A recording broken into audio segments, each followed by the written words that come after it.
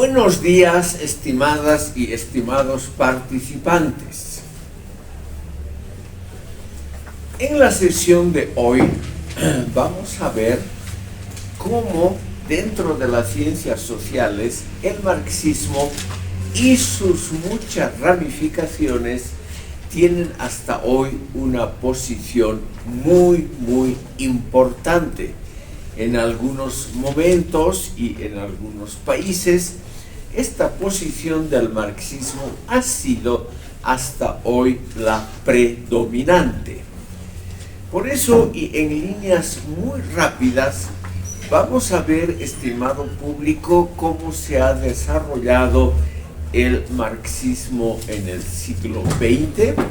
Sobre todo vamos a ver solamente algunos puntos centrales, esos puntos centrales que son realmente importantes para comprender más o menos cómo las ciencias sociales y la sociología han obtenido criterios de relevancia y también criterios para la formación de teorías que explican más o menos el mundo actual. En la sesión anterior hemos visto, estimado público, cómo a partir de noviembre de 1917 el marxismo por fin tiene un apoyo práctico, real, estatal, político. Y ese apoyo ocurre por la llamada Revolución Soviética, que tiene lugar en Rusia en 1917, llamada Revolución de Octubre, aunque ocurrió el 7 de noviembre de 1917, simplemente porque en Rusia había todavía otro calendario anterior que venía de la época de los zares, un calendario técnicamente más atrasado que el propio gobierno soviético en las primeras semanas ya lo desechó y adoptó el calendario gregoriano que, por ejemplo, usamos nosotros. ¿Por qué es importante, estimado público, como teoría social, es decir, como fundamento de la sociología, comprender lo que pasó en la Unión Soviética? Es importante porque ese tipo de teoría no solamente nos ayuda a comprender el mundo, sino que nos ayuda sobre todo a hacer política práctica. Es decir, es la primera teoría social en la historia universal que tiene una pretensión de hacer las cosas prácticas de la vida cotidiana, leyes, el estudio de las universidades, la elaboración de fábricas y planes de producción, cosas cotidianas que las otras teorías habían dejado de lado.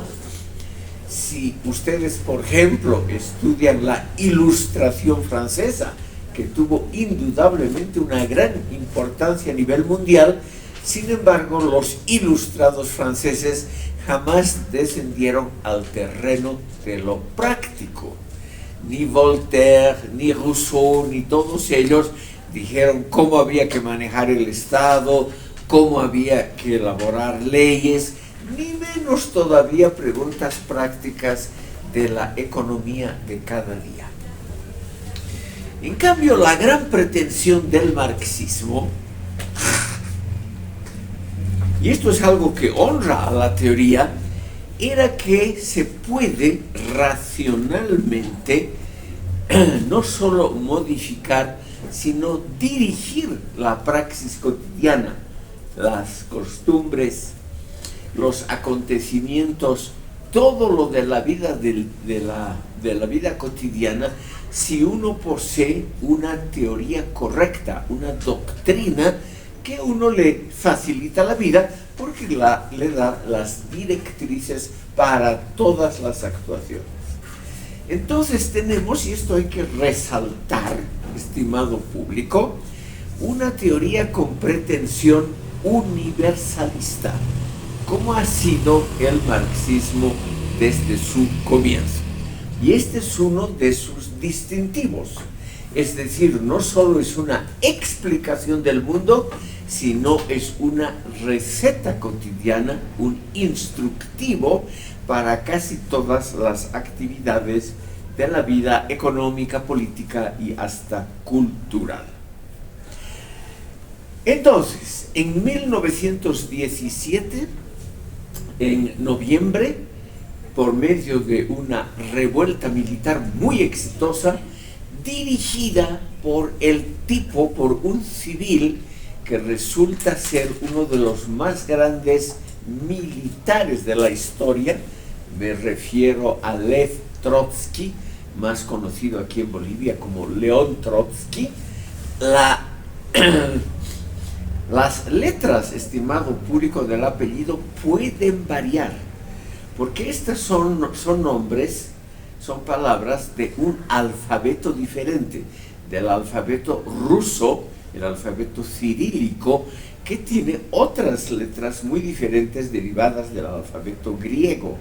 Y no hay una equivalencia exacta letra por letra. En algunas palabras, como Lenin, Stalin, la equivalencia es muy simple y se escriben más o menos igual que en ruso. Pero en palabras como Trotsky o en otros nombres más complicados, sobre todo cuando hay sonidos que no existen en español, la transcripción se vuelve más complicada y puede variar. Esta es una de las posibles transcripciones. No se asombren ustedes si ven Trotsky con TS, al final con Y, etc. Son cosas sin importancia. ¿Por qué vamos a mencionar a Trotsky? Primero porque es un hombre de la acción y vale la pena estudiar los móviles, es decir, los impulsos teóricos que lo hacen un hombre de la acción inmediata. En un campo, el campo militar, un hombre extremadamente exitoso. Y también es un hombre de la teoría social, es el creador del trotskismo, que curiosamente en Bolivia ha recibido una enorme importancia y ha creado, sobre todo hasta fines del siglo XX, una teoría y un movimiento relativamente fuertes. Simplemente nos tenemos que preguntar por qué en Bolivia este señor tuvo una importancia mucho mayor que en Rusia y en Europa.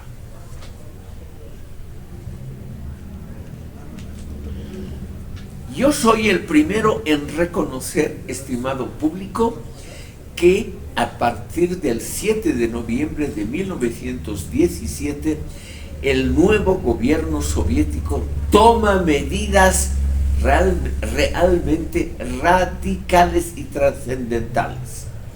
Ese mismo día, estimado público, se establece un régimen totalmente diferente al que existía antes. Quedan abolidas las llamadas libertades que ellos llaman burguesas, o sea, lo que conocemos como derechos humanos, la libertad de expresión, de reunión, de asociación, de libre locomoción, etc. Se establece lo que Lenin llama, basándose en Marx, la dictadura del proletariado, que en la Unión Soviética resulta ser la dictadura del Partido Comunista, y dentro del Partido Comunista de los órganos directivos por sobre la enorme masa de adherentes. Ese régimen en muy poco tiempo nacionaliza todos los medios de producción, es decir, fábricas, bancos, grandes latifundios. Todo eso pasa al poder del Estado, que en el caso de los latifundios parcialmente lo distribuye a los trabajadores agrícolas, parcialmente funda grandes conglomerados agrarios, y en el campo de la cotidianidad el Estado avanza sobre la sociedad civil y el Estado establece una red de instituciones, no solo políticas, sino también en la vida económica cotidiana. Por ejemplo, poco a poco hasta las tiendas más pequeñas pasan a ser propiedad del Estado. Hasta establecimientos muy pequeños, unipersonales, por ejemplo un taxista, todo eso pasa a poder del Estado. Es decir, es el primer experimento a nivel mundial, eso con alguna seguridad se puede decir, donde la vida económica está dirigida por un Estado centralizado que se expande a todos los sectores geográficos y sociales. Reitero esta imagen porque es muy clara, desde las tiendas y los taxis hasta el Polo Norte, desde los límites occidentales del imperio que limitan con países que siguen capitalistas, hasta, estimado público, el extremo oriente, hasta las cercanías de Alaska. Todo pasa a poder del Estado. Y naturalmente el Estado necesita una doctrina social, en parte una sociología, para comprender y sobre todo para dirigir ese enorme aparato económico, social, político, institucional y cultural que pasa a manos del Estado. Teatros, cines, universidades, las instituciones de la vida pública, todo, estimado público, ahora es regido por el Estado altamente centralizado. Esa es la vida cotidiana en la Unión Soviética. Y naturalmente se necesita una doctrina que haga comprender cómo es ese estado de cosas, pero al mismo tiempo una doctrina que legitime, es decir, que defienda efectivamente a ese estado enorme. Y eso es, estimado público, el marxismo que podemos llamar ortodoxo. Ortodoxo significa simplemente lo correcto.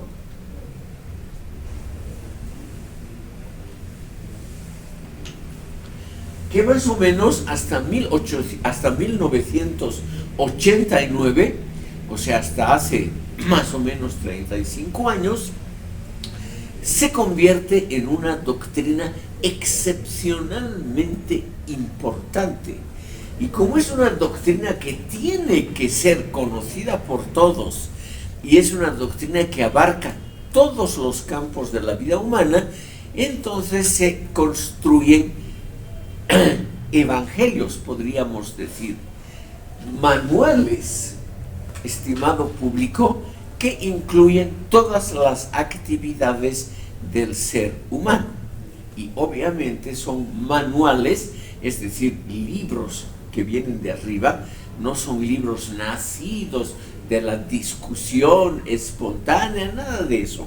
Son manuales, es decir, evangelios, libros obligatorios, el dogma compendiado, el dogma resumido. Un manual es siempre un instructivo. Por ejemplo, hay un manual cómo preparar alimentos, un manual cómo manejar un coche, es decir, es un conjunto de recetas, como las recetas técnicas o farmacéuticas. Un manual es también no solamente una explicación resumida, compendiada, simplificada de lo que es el mundo y la sociedad, sino que también es evidentemente una guía práctica para el comportamiento humano en todas las esferas de la vida.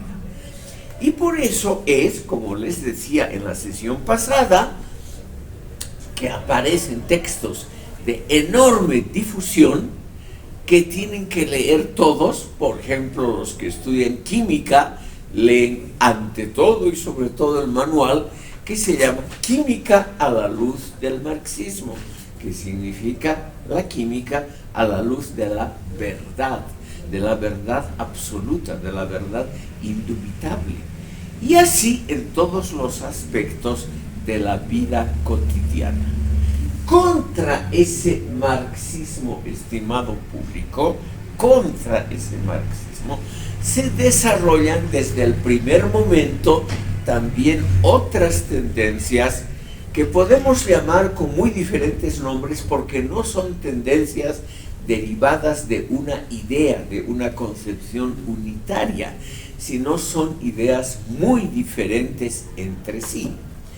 Y esas concepciones, por ejemplo, el marxismo occidental o marxismo crítico, que rápidamente lo vamos a ver en esta sesión. También muchas tendencias revisionistas, tendencias que tratan de actualizar el marxismo, renovar, hasta hoy son muy, muy importantes. Les he puesto solamente un nombre, Althusser, ese famoso filósofo francés, porque la alumna de él, Martha Harnecker, publicó en América Latina un libro que se convirtió en el catecismo de los marxistas latinoamericanos, una obra que tuvo más de 90 ediciones, uno de los libros más leídos del mundo, que son los elementos del materialismo dialéctico de Martha Harnecker, que ha sido extremadamente importante aquí en América Latina, aunque desde principios de siglo y con otras tendencias indigenistas, indianistas, nativistas, y con la resurrección también de ideas liberales, ha caído, digamos, en un relativo olvido. Pero también está la tendencia que podríamos llamar ortodoxa, igual que la iglesia de esa región. El cristianismo, cuando se dividió ya muy pronto, como ustedes tal vez saben, se dividió en muchas ramas, no hay un solo cristianismo. Existen las iglesias ortodoxas de Europa Occidental y curiosamente esas iglesias ortodoxas, que significa el pensamiento correcto, esas iglesias han influido alguito por lo menos sobre el marxismo de Europa Oriental, incluida Rusia, es decir, la tendencia a creer que hay una sola verdad y que esa sola verdad siempre es la que viene del gobierno, de arriba. Esa tendencia ortodoxa cristiana ha influido también un poquito sobre el marxismo soviético, sobre todo con la idea de que hay una sola verdad, no varias, no una pluralidad de verdades, sino una sola, y esa es siempre la idea gubernamental. Ha habido algunas derivaciones de ese marxismo ortodoxo. Uno de ellos está todavía vivo, que es el marxismo todavía hoy representado por Cuba y los pensadores cubanos, que puede decirse, me adelanto, es un marxismo que ha quedado en el plano de los manuales soviéticos, y por eso es un marxismo que en el campo teórico, no en el práctico, que en el plano teórico no es muy seguido ni ha resultado muy popular. También había el marxismo chino. Ese marxismo chino, que nos va a interesar mucho en esta sesión, porque es un marxismo que no modifica, pero amplía el rango del marxismo original. Pero los chinos, estimado público, son ortodoxos en el sentido de marxistas creyentes, solo hasta la muerte del gran director, presidente y líder chino Mao Zedong, quien gobierna en forma dictatorial hasta su muerte a fines de 1976. Muerto Mao Zedong, el gobierno chino, los mismos dirigentes herederos de Mao, como pasó en la Unión Soviética después de la muerte de Stalin, toman otra dirección. Pero los chinos toman, como ustedes tal vez saben, una dirección completamente diferente. Poco después, a partir de 1980, el régimen chino se proclama liberal y partidario de la libre empresa privada a partir de 1980 en el campo económico, en el cultural y en el político. El régimen sigue siendo estrictamente comunista ortodoxo. Pero en el campo económico, el régimen chino, al volverse capitalista liberal, tiene un éxito mundial sin precedentes en la historia universal. Eso hay que reconocer. De ser un país hasta 1980, un país realmente que prácticamente no exportaba nada, sumido siempre en problemas, las guerras civiles hasta 1949 y luego las luchas de fracciones dentro del Partido Comunista, la gran revolución proletaria que realmente modifica también el país, una revolución de la extrema izquierda, muchísimos problemas internos. A partir de 1980 se dota China de una dirección unificada, pero que en el campo económico deja de lado, echa por la borda el marxismo económico y se convierte en un país capitalista extremadamente exitoso. Esto no quiere decir, estimado público, que el capitalismo sea siempre exitoso, de ninguna manera. Esto significa solamente que en China la apertura de los mercados, la apertura del talento individual despertó unas energías notabilísimas. Ustedes han debido oír hablar de esas empresas chinas muy exitosas. Seguramente alguno de ustedes tiene teléfonos celulares de la empresa Huawei. Simplemente esto quiere decir que en el campo económico la empresa privada china ha tenido realmente un éxito apabullante en el resto del mundo.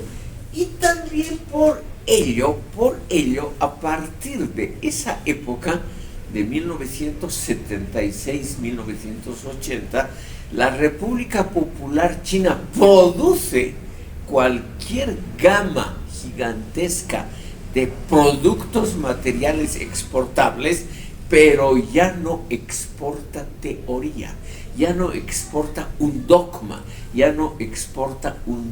comunista como hasta esa época, que sea popular, que sea seguido, por ejemplo, en América Latina, sino que el gobierno chino se dedica a otras cosas, se dedica a dominar el mundo, pero por la vía del comercio y de la economía, y eso lo hace, como ustedes saben, con un éxito simplemente envidiable. Vamos a retroceder un instante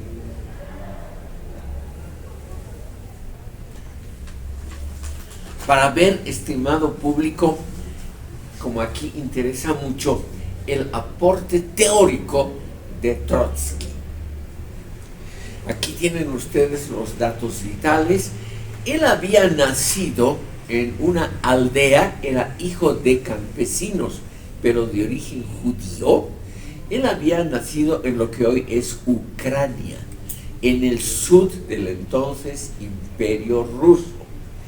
En esa época, ven ustedes los datos vitales, en esa época de las primeras décadas de la vida de Trotsky, el Imperio Ruso era muy diferente a lo que es ahora. Por un lado, era mucho más grande. El imperio ruso en esa época incluía Finlandia, todos los estados bálticos, Polonia, una parte de Europa oriental y todo lo que es el Asia central. Y además el Cáucaso, que ahora son Georgia, Armenia, Azerbaiyán, repúblicas independientes. Por lo tanto, era un imperio geográficamente muy importante, igualmente desde el punto de vista político, pero era un país fundamentalmente agrario. Había ya centros industriales en las dos grandes ciudades, San Petersburgo, que entonces era la capital, y Moscú, pero no había lo que puede llamarse un proletariado en todo el país, sino concentrado en dos ciudades. Y al mismo tiempo era un régimen absolutista. El régimen zarista, el zar, el emperador ruso, se llamaba zar, que es en el fondo una abreviación de la palabra latina César. El zar era absoluto. No había hasta la revolución una constitución, no había libre juego de partidos y había solo un parlamento con muy pocas posibilidades de actuar sobre la vida real. El primer ministro, el gobierno, era designado por el zar y no necesitaba la aprobación de ese parlamento que tenía más una función ornamental. Ese régimen era autoritario al extremo y todas las ideas revolucionarias estaban prohibidas. Había una censura muy grande. Entonces los revolucionarios, Lenin, Trotsky, Stalin, los tres nombres más conocidos, tuvieron que pasar una parte de su vida en el exilio en el exterior, porque no se les permitía actuar libremente en el imperio ruso.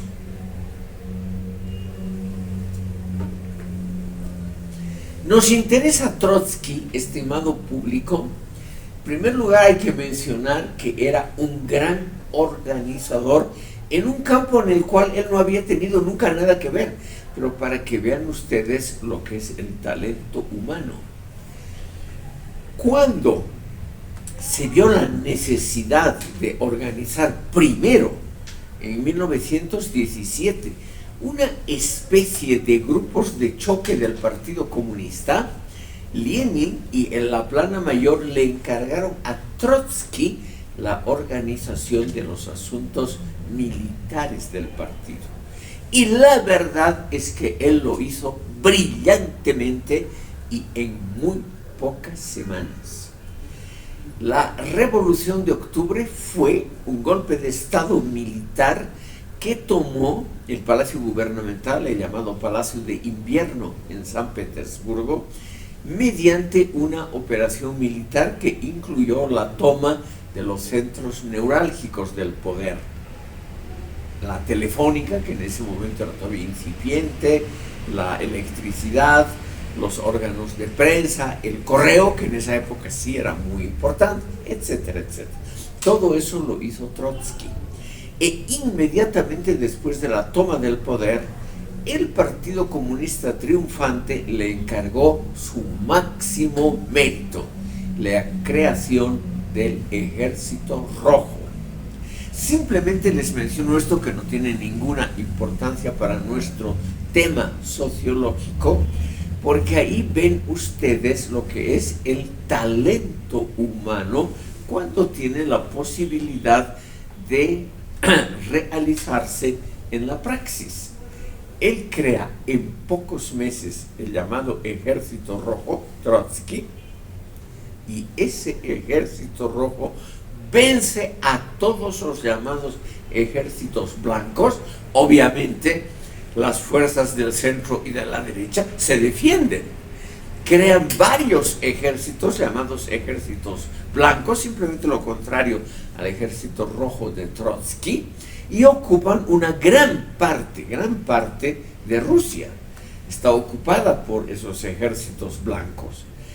Y además hay un gigantesco descontento, no todos apoyan la revolución comunista, y sin embargo Trotsky militarmente vence a todos, absolutamente a todos, y ya en 1922, después de 4 años y medio de guerra civil, se proclama la Unión de Repúblicas Socialistas Soviéticas con su primera constitución de 1922, porque se ha pacificado ese inmenso país en nombre del nuevo gobierno comunista. Y eso se debe a este genio militar. Pero, estimado público, ahí aparece otro genio. Y este genio es el que triunfa en la lucha interna. Lo voy a poner como se abrevia los soviéticos. Los rusos y soviéticos tienden siempre a abreviar los nombres de pila. No sé por qué es esa costumbre. El Partido Comunista tiene que reorganizar la institucionalidad. Como de un plumazo se han abolido todas las instancias jurídicas, gubernamentales, administrativas, etc.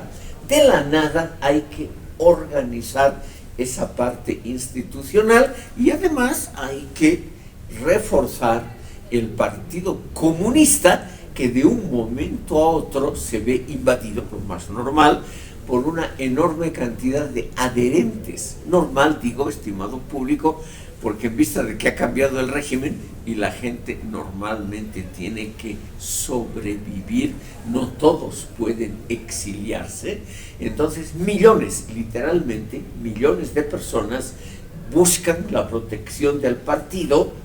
Todo partido exitoso, aquí en Bolivia también ha sido lo mismo, ese crecimiento exponencial de la masa de adherentes que requiere de nuevas estructuras.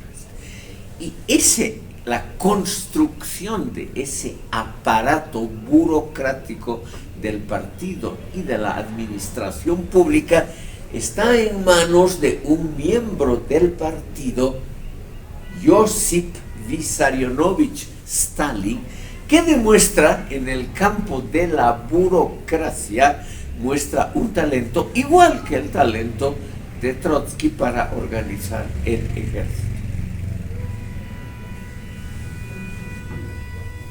Y aquí viene una de las ironías de la historia. En 1922, o sea, apenas 4 años y medio después de la toma del poder, se hace necesario, estimado público, reorganizar la cúpula del partido, porque el fundador, el jefe del Partido Comunista, el gran teórico de la revolución, Vladimir Ilich Lenin, sufre un ataque cerebral que lo deja completamente inhabilitado. Ya en 1922, y Lenin muere en enero de 1924. O sea, él en el fondo tiene poco que ver con la construcción de la Unión Soviética en la vida práctica, porque muy tempranamente es, en primer lugar, herido por el atentado de una mujer que le dispara en plena calle. Él se movía libremente al comienzo de la revolución sin guardaespaldas y una mujer le dispara una serie de balas y él queda muy mal herido.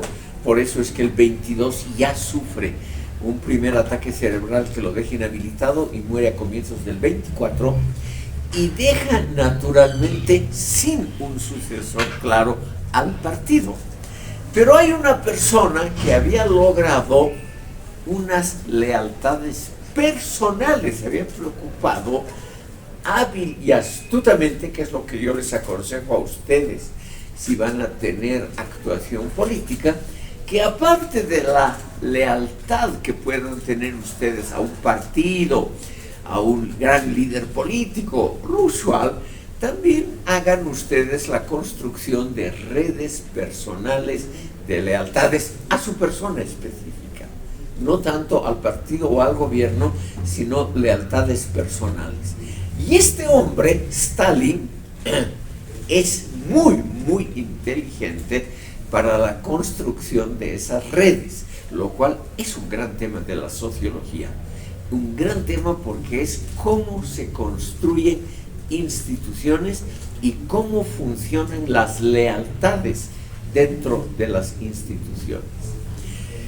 En 1924 muere Lenin y entonces el secretario general, que era un puesto en esa época que no tenía mayor prestigio, el secretario general del partido, que ya era Stalin, él puede controlar todos los resortes del poder porque ha construido esa red de lealtades personales dentro del Partido Comunista y dentro de la incipiente administración pública.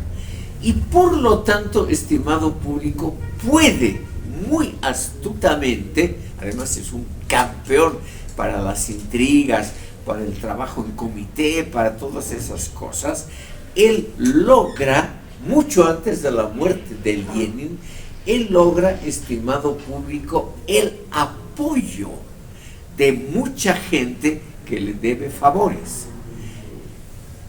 Trotsky, que es en este sentido hay que reconocer un hombre muy correcto, cuando termina la guerra civil, él deja el mando del ejército y por lo tanto deja un área de influencia, imaginándose equivocadamente que debido a su talento, él era, sin duda alguna, lo reconoce Lenin en su llamado testamento, el hombre más brillante del partido de lejos, pero él cree que basta la fama de haber construido el Ejército Rojo y su talento intelectual para que sea elegido como sucesor de Lenin a la muerte de este último, y eso no sucede.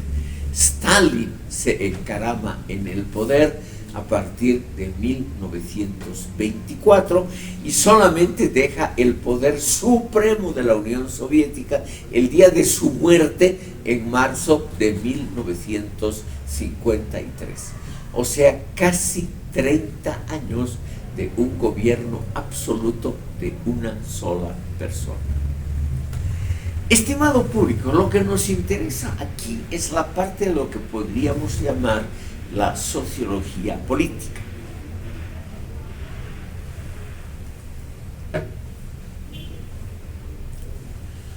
¿Cuál es el aporte de este Trotsky, pese a que en 1924 deja de tener influencia política y pocos años después, todavía tiene mucha fama, por eso Stalin no se atreve a hacerlo asesinar rápidamente, pero lo obliga a exiliarse?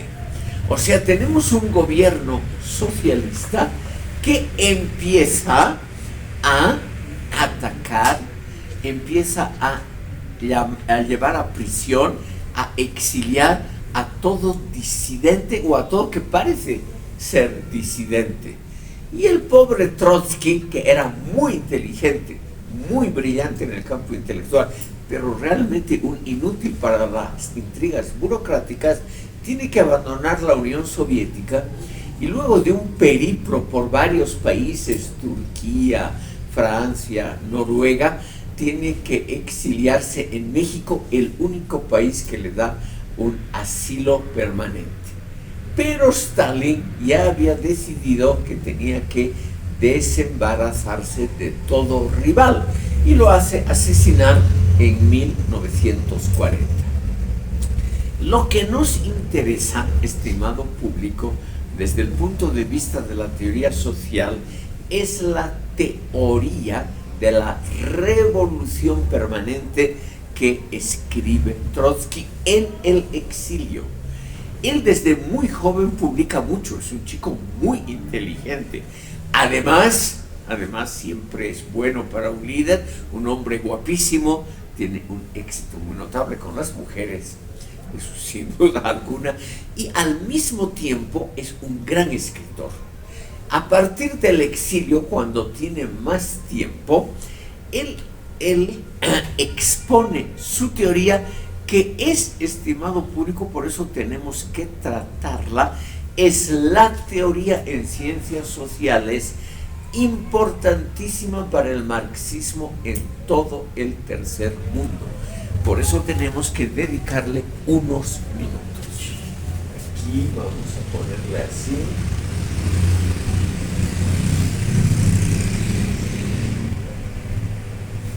Este es el título del libro.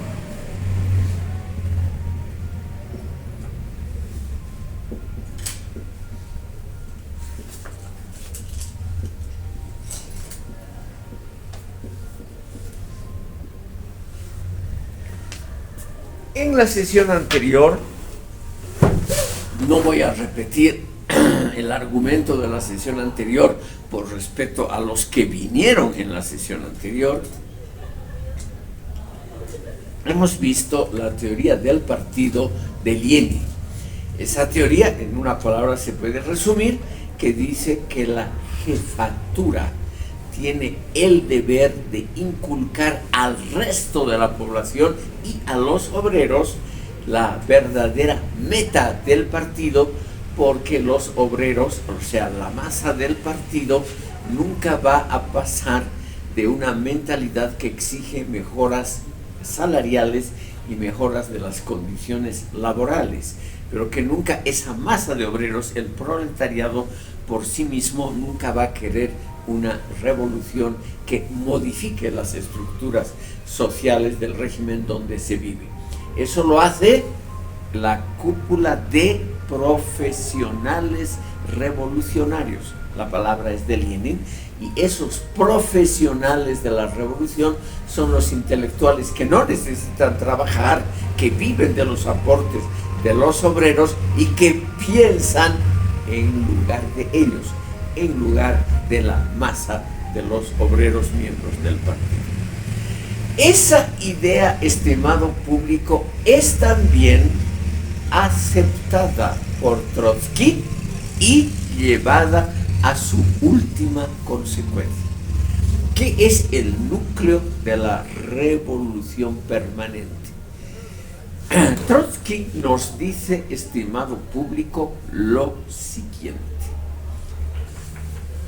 En contraposición a Marx, quien creyó hasta el final de su vida, con una sola excepción que la vamos a ver, que la revolución socialista tenía que realizarse cuando las fuerzas productivas hayan alcanzado en un país capitalista un desarrollo tan grande que hagan obligatoria la revolución, porque las relaciones de producción ya no pueden mantener ese desarrollo exitoso de las fuerzas productivas, y cuando el proletariado como la clase universal haya adquirido tal peso numérico y social que se convierta en la clase que representa a toda la sociedad y pueda imponer democráticamente su dominio sobre el resto de la sociedad.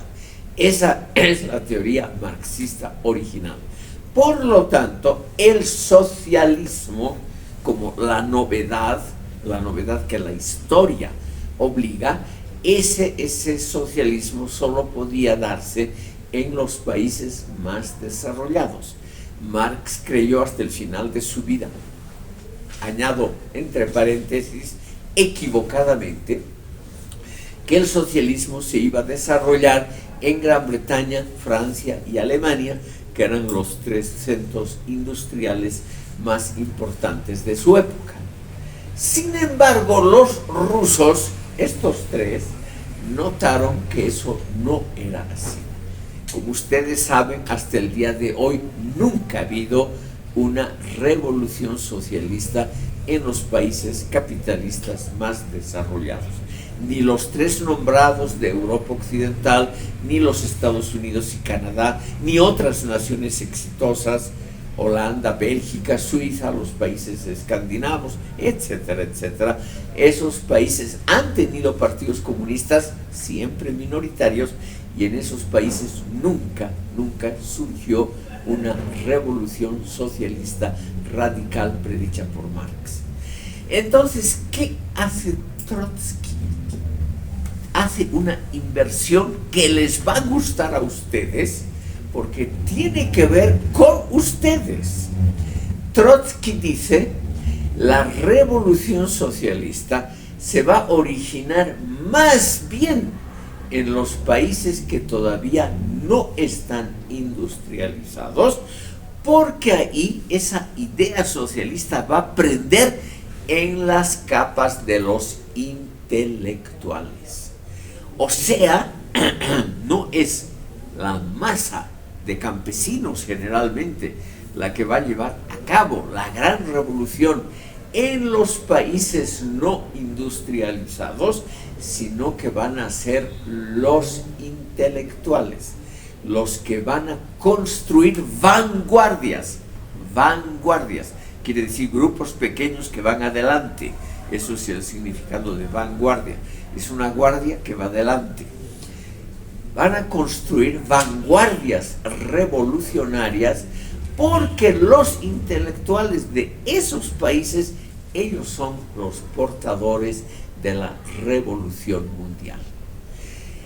Entonces nos dice Trotsky, la revolución socialista se va a iniciar primero, no en los países capitalistas, como lo predijo Marx, sino se va a iniciar en países atrasados como Rusia, y eso se puede expandir a todos los países atrasados históricamente del mundo, porque ellos van a tener esa masa de revolucionarios intelectuales que son los que van a dirigir el proceso y van a encandilar, van a convencer a la masa de los explotados, generalmente campesinos, de que hay que hacer una revolución radical. ¿Y por qué se llama la revolución permanente? Porque una vez que esos grupos elitarios de intelectuales lleguen al poder, van a hacer simultáneamente las tareas de la revolución burguesa y las tareas de la revolución socialista en un solo modelo. Por eso se llama la revolución permanente. La revolución burguesa, que no ha habido en los países como Rusia, y se puede decir todos los países del tercer mundo, no ha habido la industrialización masiva, no ha habido la creación de ese mundo industrial moderno, no ha habido la modernización. Esos grupos de intelectuales radicales socialistas en Rusia y en los países atrasados van a hacer simultáneamente la revolución burguesa y la revolución socialista en uno. Por eso él llamó a eso la revolución permanente. El hacer avanzar industrialmente a una nación atrasada y el dotarla simultáneamente de un gobierno socialista comunista que tome a su cargo la dirección de la modernización, de la industrialización y simultáneamente de la creación de un nuevo orden socialista radical. Todo en uno.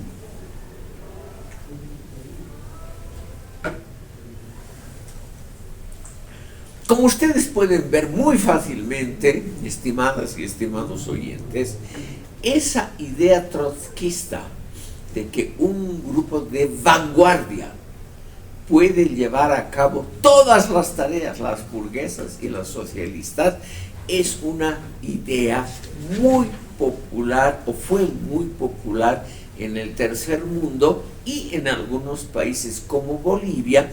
Las ideas trotskistas prendieron muy fuertemente. Vamos a ver en meses posteriores el aporte boliviano a la sociología y a las ciencias sociales. Pero aquí me adelanto con una pequeña información que ustedes tal vez ya la conocen. Ya a partir de la década de 1930, o sea, van a ser 100 años en Bolivia, ya se formaron grupos radicales aquí en Bolivia, manejados por pensadores influidos por Trotsky.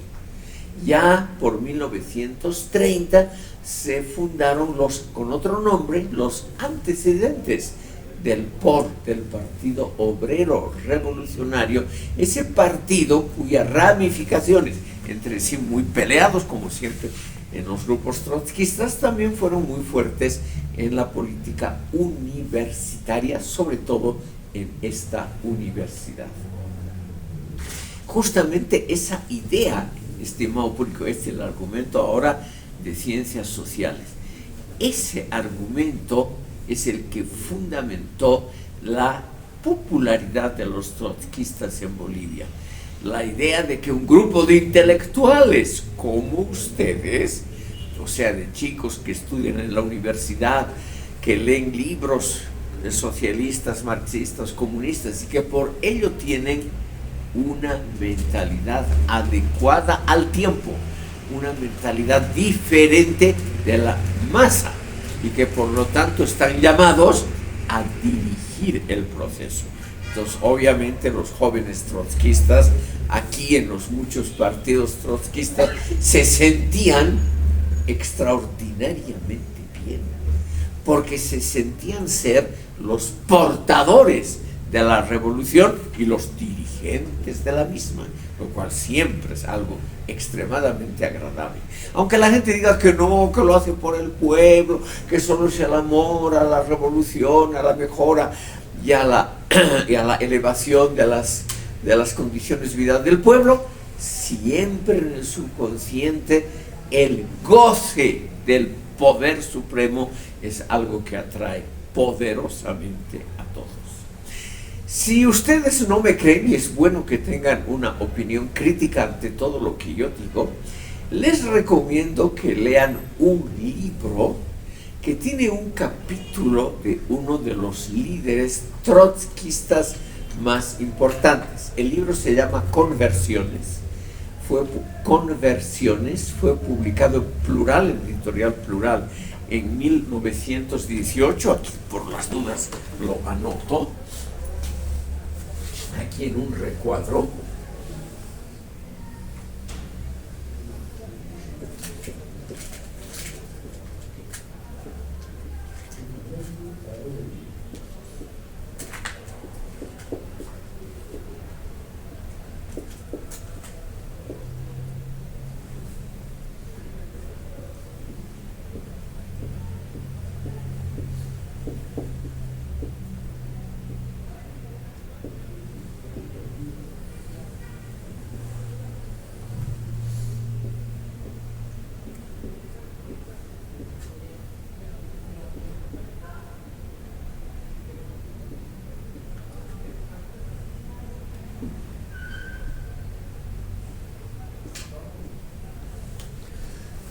Ahí les he anotado con datos bibliográficos completos el nombre del libro. Tiene ese título muy escueto, Conversiones. El libro es de 5 autores. El ensayo más interesante es el del marxista anterior, Fernando Molina, un distinguido escritor que hasta hoy es muy activo, y él cuenta ahí cómo fue su trabajo intelectual cuando él era la mano derecha de Guillermo Lora, el gran jefe del trotskismo boliviano, y cuando él, este chico Fernando Molina, de joven, a la edad de ustedes, militó en el POR, en el Partido Obrero Revolucionario. Y ahí él cuenta cómo era la vida interior en el POR, cómo se sentía la gente y cómo Guillermo Lora los indoctrinaba, eso cuenta él, para que sean los futuros líderes del partido y del país. Entre paréntesis, él cuenta también que era una institución verticalista, jerárquica, autoritaria, donde la palabra del líder supremo, Lora, la personificación de Trotsky en Bolivia, como Lora manejaba autoritariamente el partido, etcétera, etcétera. Cosas que sociológicamente son muy interesantes. en la sociología de las instituciones se estudia esas estructuras jerárquicas, piramidales, que curiosamente son el pan de cada día de esos partidos que dicen representar los intereses de los pobres, de los marginados, de los explotados, etcétera, etcétera.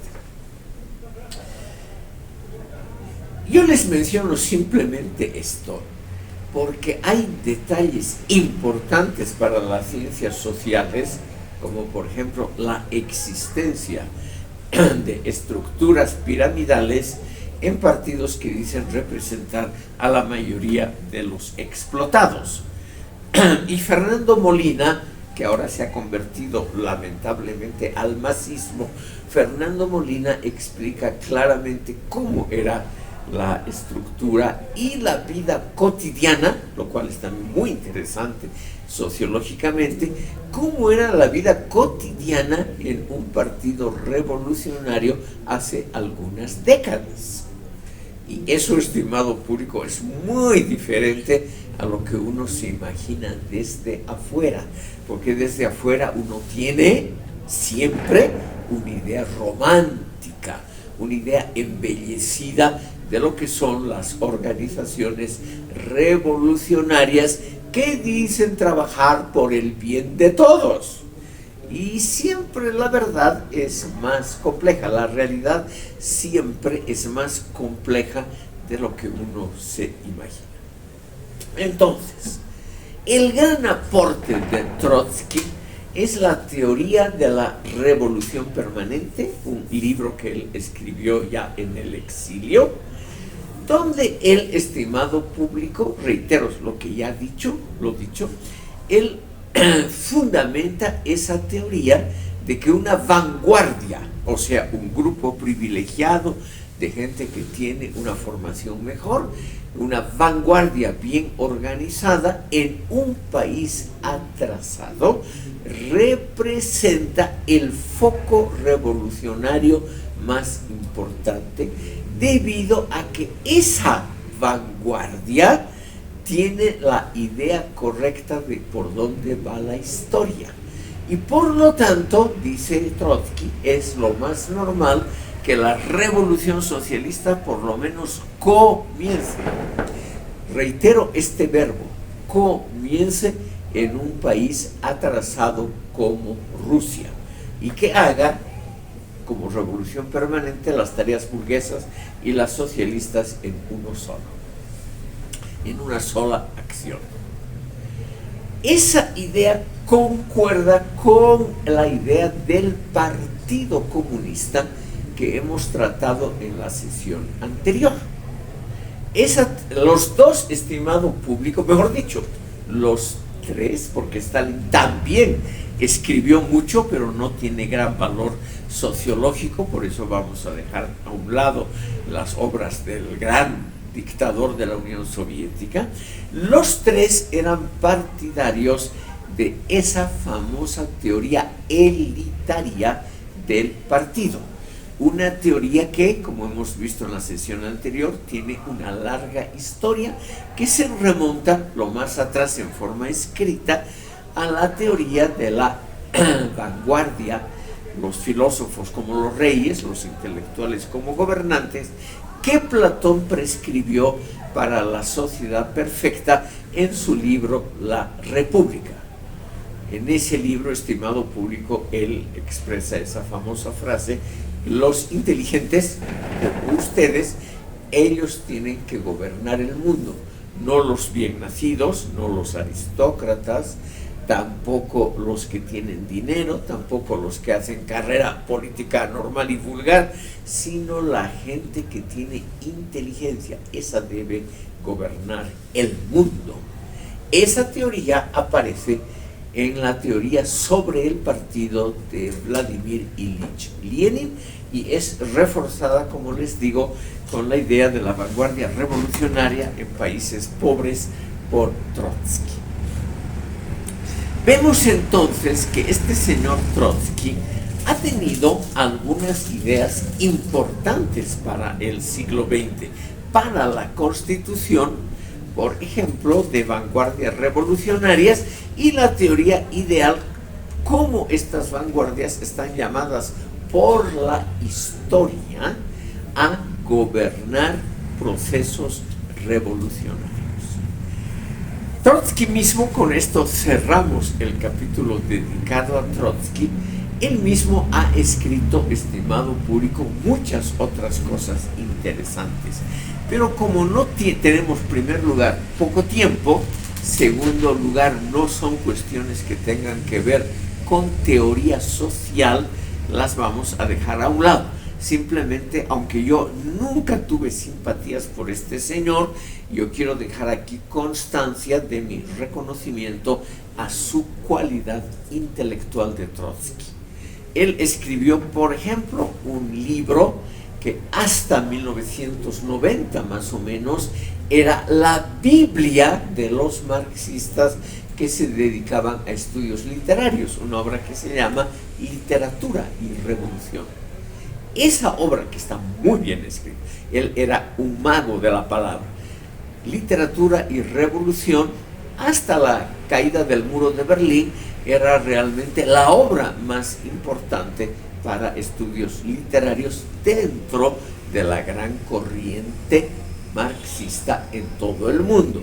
Lo mismo, estimado público, su historia de la revolución socialista en la Unión Soviética, los antecedentes, cómo la revolución se desarrolló. Él fue el que dirigió el asalto al Palacio de Invierno el 7 de noviembre de 1917, o sea, a él se debe la instauración del gobierno de Lenin, y cómo el partido luego se desarrolló durante los años siguientes con muchísimos documentos auténticos de esa época. Él se dio cuenta en 1924 que él nunca más iba a obtener el poder en el país que él había ayudado tan decisivamente a formar. Y él lo que hizo fue recolectar documentos y llevarlos al exilio. Y en el exilio publicó esa historia de la revolución bolchevique, publicó una biografía extremadamente detallada de su enemigo Stalin. Sí, él es el autor de la biografía más conocida de Stalin, con una enorme cantidad de documentos.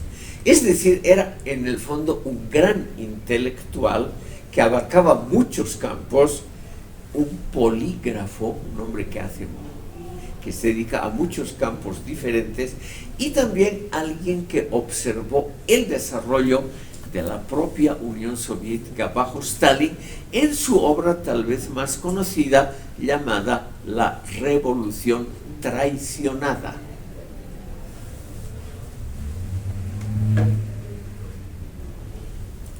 Él explica por qué Stalin y los seguidores traicionaron a la revolución.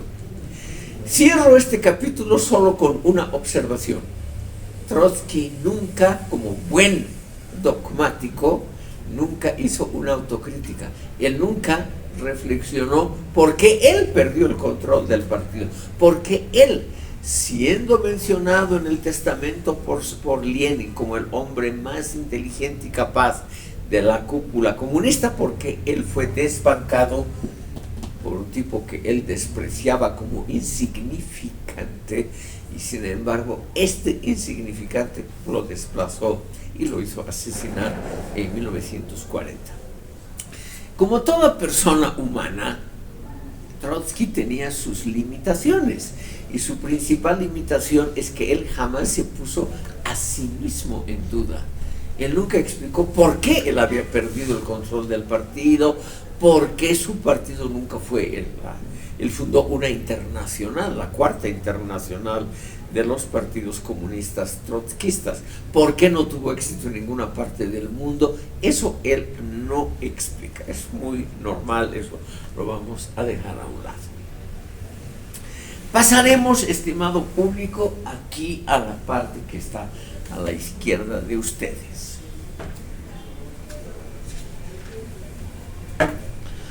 El marxismo es la gran teoría de la izquierda progresista en el mundo hasta hoy, con sus importantes derivaciones en ciencias sociales y sociología. Por eso es que tenemos que echarle un vistazo al desarrollo de esa teoría.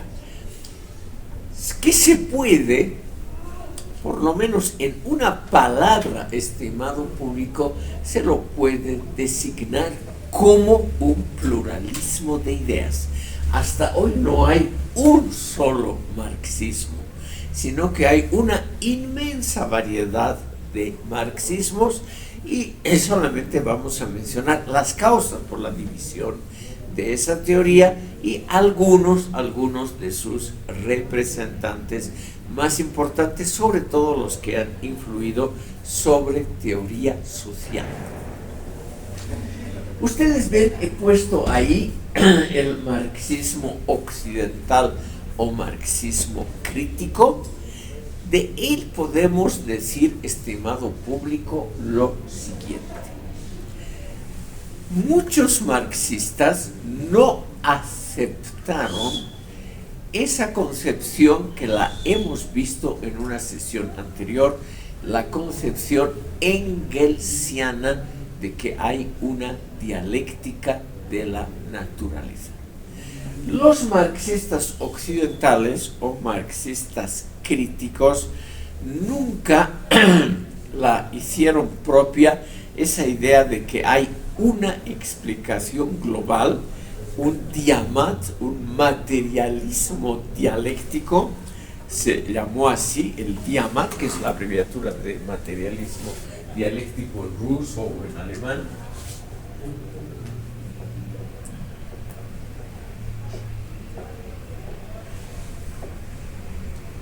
No aceptaron la existencia de un dogma universal que pueda explicar todos los fenómenos de la naturaleza y de la sociedad, y restringieron la vigencia del marxismo solo al materialismo histórico. O sea, estimado público, restringieron la vigencia del marxismo a las ciencias sociales, con el nombre de materialismo histórico o histomat. Aquí les pongo esto que tiene solamente una importancia histórica.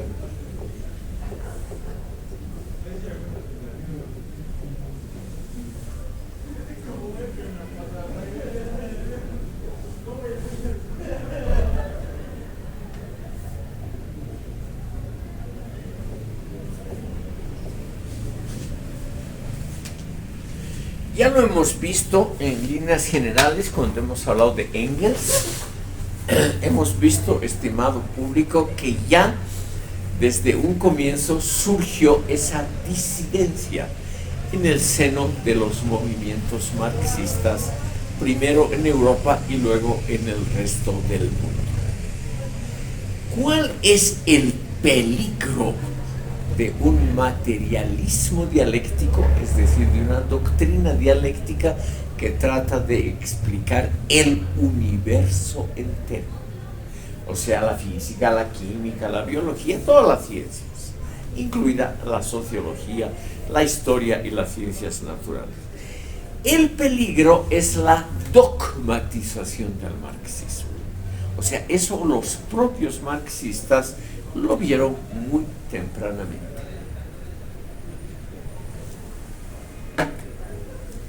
Estimado público, si se establece que la dialéctica marxista puede explicar todo, la física, la química, la biología y las ciencias sociales, entonces hay la creencia subyacente a esa posición, la creencia subyacente de que es una teoría siempre correcta. Por eso puede aplicarse a todo, porque es correcta.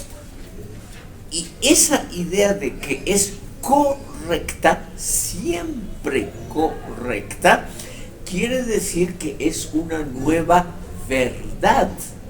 Y una verdad es algo que no se puede poner en duda, salvo los herejes que conforman naturalmente otro partido, otra idea, otro grupo intelectual. Cuando una doctrina quiere abarcar todo, tiene una pretensión de universalidad. Y solamente lo correcto, lo que sirve realmente para todo, puede tener esa pretensión. Una teoría sociológica modesta que solamente explica una parte de la vida social no puede pretender, obviamente, que se la aplique a la astronomía, a la química, a la física, porque conoce sus propias limitaciones. En cambio, una teoría aplicable a todo, justamente lo que no tiene son límites, no tiene limitaciones propias. Ese es, estimado público, el peligro de toda teoría con pretensión universalista. O sea, la tendencia lamentable a creer que es siempre correcta, a creer que siempre tiene la verdad. Y como todas las teorías religiosas, cuando uno tiene la verdad, se convierte en un dogma, y los otros, los que no siguen esa tendencia, son naturalmente los herejes, los heterodoxos, los cismáticos. Cisma, la división. O sea, los que se separan maliciosamente de la verdad. ¿Por qué digo maliciosamente? Porque si se reconoce que hay una teoría siempre correcta, un dogma que siempre dice la verdad, entonces los que no admiten eso son obviamente los malos, los diabólicos, los que merecen ser asesinados o por lo menos confinados, prohibidos, porque se separan de lo que cree la mayoría de la población, la herejía. Entonces, un dogma, una verdad que no se duda, una verdad establecida, necesariamente produce herejes.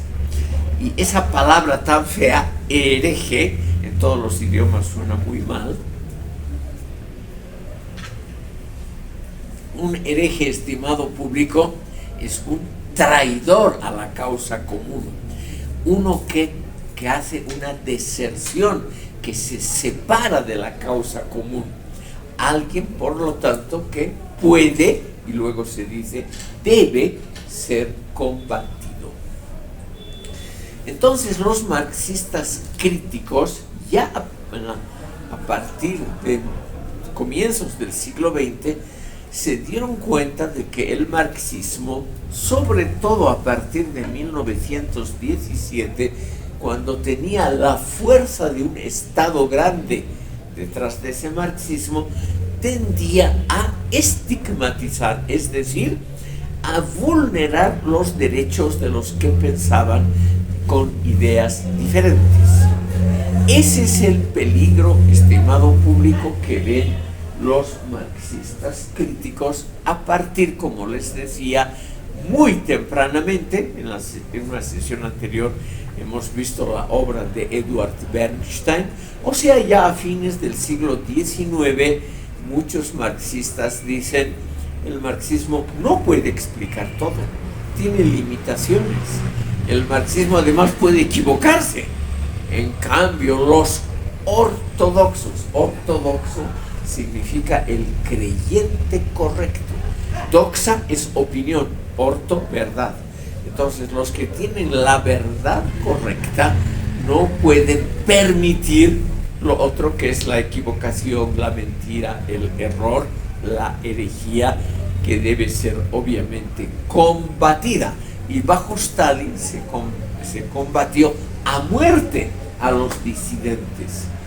En la época stalinista se erigieron campos de concentración para el trabajo forzado de todos aquellos que no compartían la idea del máximo líder de la Unión Soviética. Ahora, estimado público, lo que ha pasado con el marxismo occidental es que como no tiene una verdad completa, se ha dividido en muchas fracciones muy diferentes entre sí. Y lamentablemente no sería el tema de todo un curso, o sea, las divisiones del marxismo. También el marxismo ortodoxo se ha dividido en muchas fracciones.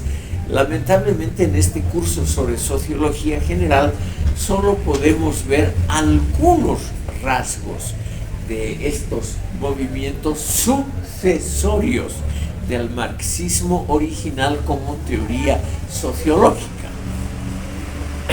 Y vamos a ver solamente algunos de estos pensadores importantes dentro, los que han sido realmente importantes para la teoría social. Aquí, estimado público, en el marxismo crítico o la teoría llamada occidental, porque se desarrolló en países de Europa occidental, el más importante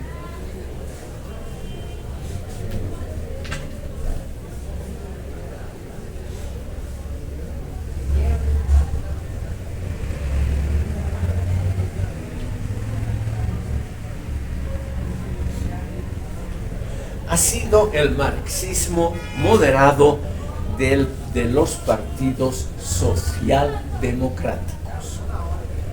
No ha habido ningún pensador realmente muy importante, solamente uno cuya memoria está oscurecida porque Lenin le tuvo pica, Karl Kautsky.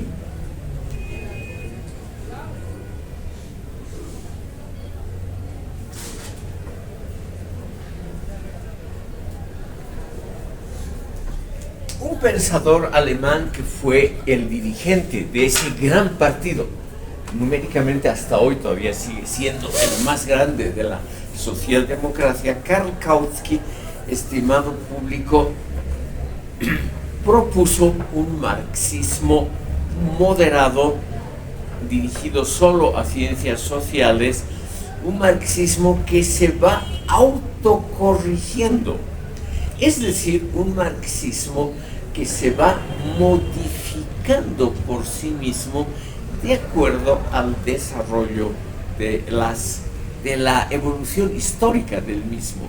Y esto significa, estimado público, que va desechando algunos de sus propios postulados más importantes. Es el marxismo que dominó en Europa hasta la Segunda Guerra Mundial.